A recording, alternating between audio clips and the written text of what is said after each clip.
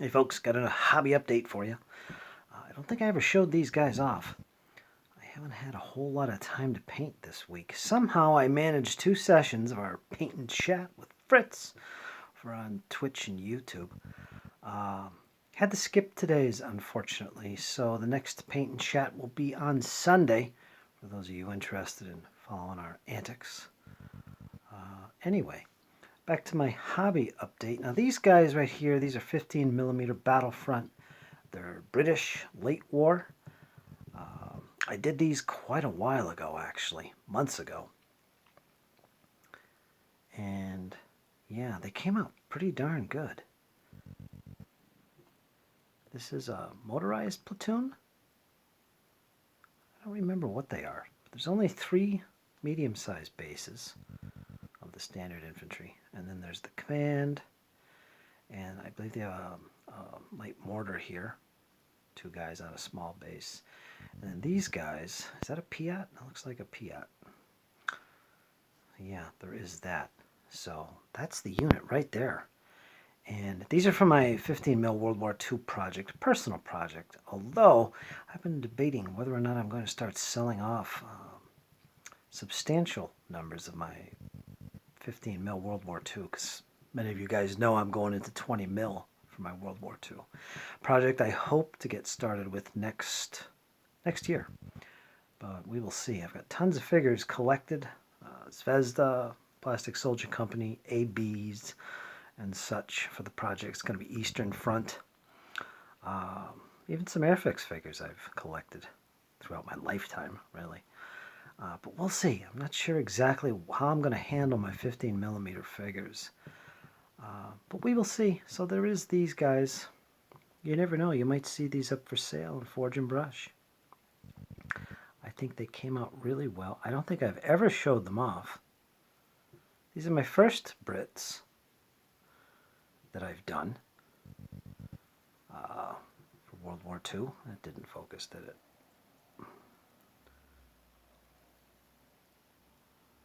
This guy's a little mortar there. I got tons of unpainted Brits. And saving them for a future project, which that's what this is right here. Of course, there's my basing that I do. And I still have to do the perimeters of the base. I would never leave it like that. Looks like it was painted brown, and it's got some, I don't know if that's paint or scratches. It looks like highlight paints, that gray there. I'll probably paint the perimeters some earthy tone. I don't know. We'll see. There's a Bren. So yeah, there is these guys. I just want to show these off because I never have yet. It really came out good. Just base coats, a little bit of highlighting, and they're given an ink wash, strong tone. That's all. I didn't put any details on the sleeves or any kind of insignia.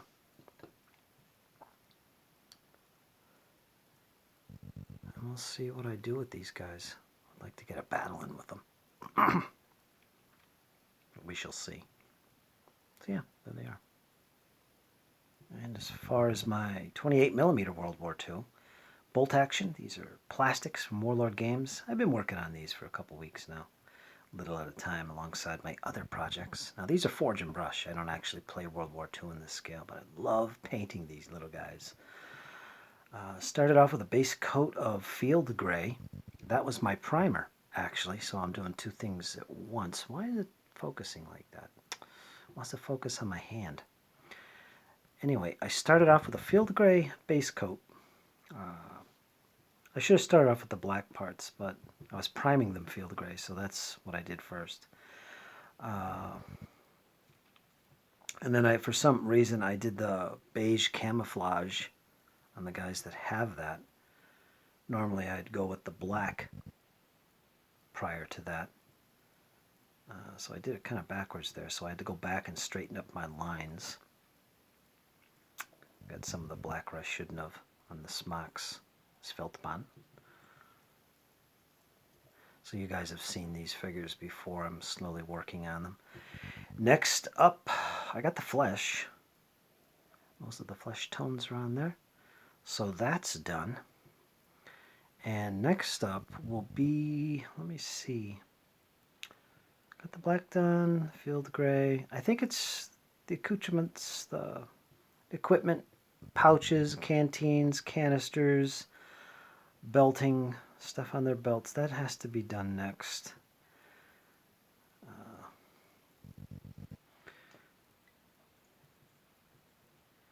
Yeah, I think so. So belting would be next on these guys. Come on, focus. Sorry, guys, that's wants to look at my fingers for some reason. And so yeah, that will be next. All those little parts. This canteen, the little gourd. This, of course, is the officer. He's got a map and binoculars in his hand. He's pretty cool. Yeah, it just wants to focus on my fingers. Guess I shouldn't hold the figure. And once that's done, I'll go to the actual weapons, paint the wood stocks and metal stocks when it's metal. And one of the last things I'll do is actually do the camouflage patterns on these guys. Browns and greens. And the footwear will be done. And that'll be it. These guys will be ready to go, ready for the tabletop. Fight some battles. And like I said, these guys are for forge and brush. If I try and focus on my finger, yeah, when I do that, it focuses on the figure instead. Instead of my finger, it'll focus on the figure. So go figure, folks. Pretty wacky. Galaxy S2 tablet. So anyway, there's a squad of 10, 28 mil. They're coming along really good. I'll get to work on these guys Sunday in the next paint and chat. And I'll start off painting all those little bits and bobs of equipment on them in the back there. Little gourd canteen. See some of the detail there. Let me show you another one while it's up close like this. Probably how I should be showing them. He's got a Schmeisser. Like I said, I showed these guys off. Just showing you my progress so far, folks. And little by little. So we'll see how far I get Sunday. So there is those guys. And next up, these guys, I think I did a little bit Wednesday on these. I think I did the wash on them, actually. These are my Essex 15mm Triari for my Republican Romans. Not sure I showed my progress in these in the last session. You can see I painted some of the scabbards on these guys. Various colors. Come on. Yeah, there they are. Greens and blues. Grab the other ones here.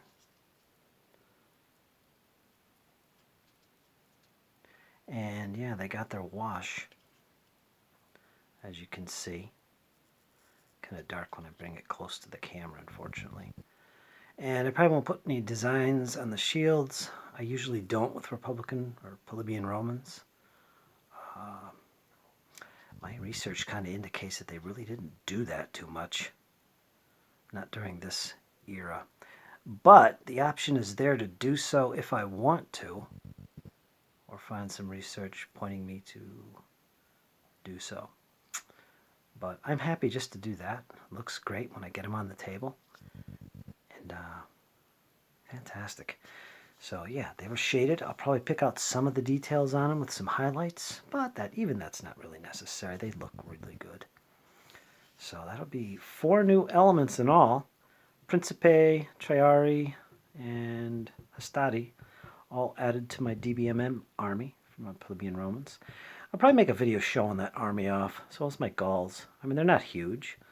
They're about de la Guerre 208 piece sized, a little bit bigger than that, which is kind of like twice DBA sized armies, something around that.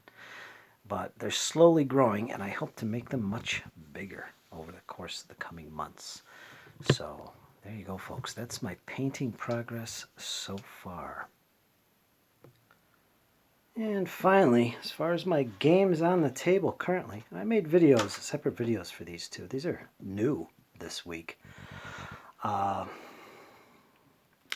Next up on the tabletop, and I've talked about this too previously, I haven't actually got to it, and that's the Cedar Creek boxed set. I think it's volume 6. This should be volume 7.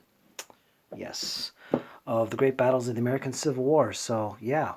Cedar Creek is up next. Or Cedar Mountain. Sorry, I don't know why I'm saying Cedar Creek. I think it's because Cedar Creek is actually a scenario in this, a battle in this box set. And I did separate videos earlier this week on this.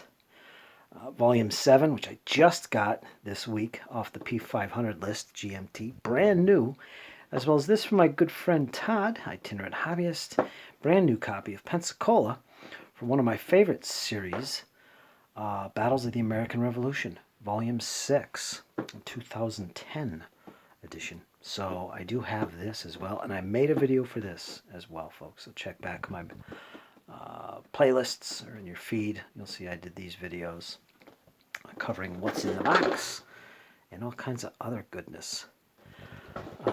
Really love both of these series so far, and this was a pleasant surprise. I'm going to show this again, but I got 2 of these. This is new. I haven't seen GMT actually do this before, where they give you, instead of the little Ziploc bags, they actually gave you a couple of these, the storage trays. I haven't seen that before, from them anyway. And this game here came with 2 of them. So folks, if you're waiting on Death Valley to arrive, you're going to get a couple of these trays. And I'll tell you, they'll come in handy. There's a lot of counters in here to clip. I think it was 7 sheets. I might be wrong. 7 sheets of half-inch counters.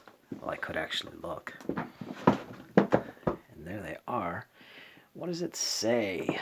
It says... where does it say? Maps, 2 double-sided, the rules. Where does it say the counters? You guys are probably looking right at it. I can't seem to find it. But anyway, it's got a lot of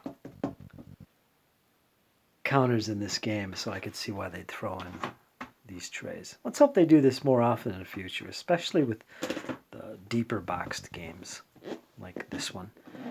SPQR, the tri-pack for Great Battles of History, the dual pack that's being worked on currently for the Musket and Pike series. I think it's volumes 1 and 2 together. They're going to sell it as a dual pack. It's in P500 currently. I think it's off to the art department, and I mentioned this because I have that also on my P500 list. I also got Flying Colors, a reprint. I don't know if it's a second or third reprint of that game. I have that ordered on P500. And Hoplite for Great Battles of History series, which I think is the latest volume. Volume 15, is it? 16? Something like that. For the Great Battles of History series, which is their Ancients stuff. I'm a big fan of that. I'm a big fan of GMT games, period. I love most of their stuff, all of their stuff so far. And it's a fun ride, getting back into it and building up my collection of board games again. Like I've mentioned in the past, back in the 90s, I had a pretty sizable collection that I started in the 80s. And I had a lot of different games, some of which I have again. I had to rebuy them, like SPQR and so on and so forth. And I just started getting back into the hobby, board gaming, was it last year, the year before? And started collecting games I used to have and new games as well. Nowhere near the size of the collection I used to have, unfortunately. And I sold all my past stuff, most of it, not all of it. Like, I still have my original Squad Leader, as well as Anzio, the old Avalon Hill game. And some other games here and there. I can't think of them. But yeah, it's fun getting back into it and collecting these games again and really enjoying playing these. They've really scratched an itch I've had for a long time, particularly for periods I don't collect miniatures for, like the American Civil War and the American War of Independence. It feels really good to get back into it again. So anyway, next up on the table, and you should be seeing this soon. I don't know when I'm going to get to actually setting up and playing, but it's going to be Cedar Mountain from the Twin Peaks box, which is Volume 6 of the Great Battles of the American Civil War. So be on the lookout for that. First video will be an introduction. I'll do the setup and so on and so forth. And I hope through that replay show some of the game mechanics and do some dice rolling on camera for you guys. I know some of you guys like to see that. So we'll see while we get along. So that's about it. All right, folks. Thanks for watching. Stay tuned for future videos in the coming days. And you guys take care. Leave me some comments and feedback. Things you want me to make videos on. I do take requests. So yeah, there is that. Like, share, comment, so on and so forth. And remember, folks, hang in there. 'Cause you know what? It's only going to get better. Guys, take care. Talk to you soon. Bye-bye.